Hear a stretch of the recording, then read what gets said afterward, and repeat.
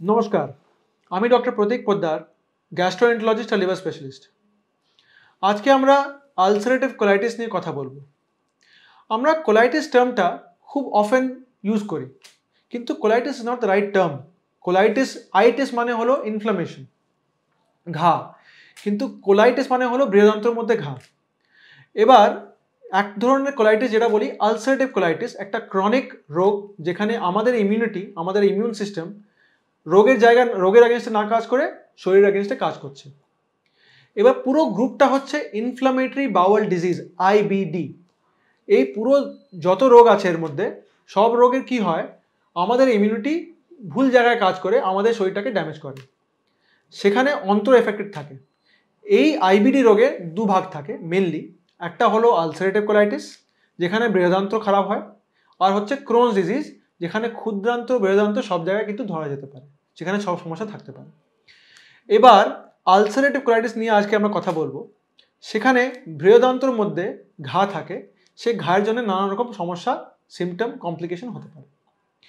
Mainly যেটা হয়, পেটে ব্যথা, পাতলা পায়খানা আর রক্ত পায়খানা, এইসব ডিসেন্ট্রি, এগুলো হতে পারে। সেগুলো হলে আমরা বলতে পারি যে ulcerative colitis might be there. এই আলসারেটিভ কোলাইটিস ডায়াগনোজ করার জন্য প্রচুর পরীক্ষা আছে, কিন্তু মেনলি একটা কোলোনোস্কোপি প্রয়োজন হয়।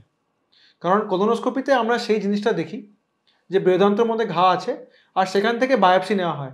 আমার একটা আগে ভিডিওতে আমি বলেছি, বায়োপসি মানে এই নয় যে ক্যান্সার আছে। আমরা বায়োপসি নিই মাইক্রোস্কোপিক লেভেলে দেখার জন্য যে কী রোগ চলছে ভিতরে, তাতে অনেক সমস্যা বোঝা যায়, অনেক কারণ তফাৎ করা যায়।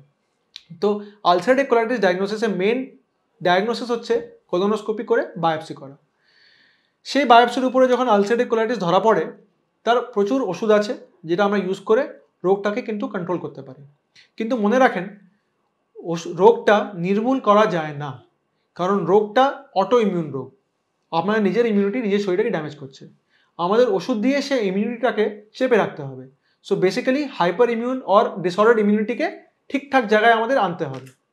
তো রোগটা নির্মূল করা যাবে না, কিন্তু ওষুধ দিয়ে কন্ট্রোল ডেফিনেটলি করা যাবে।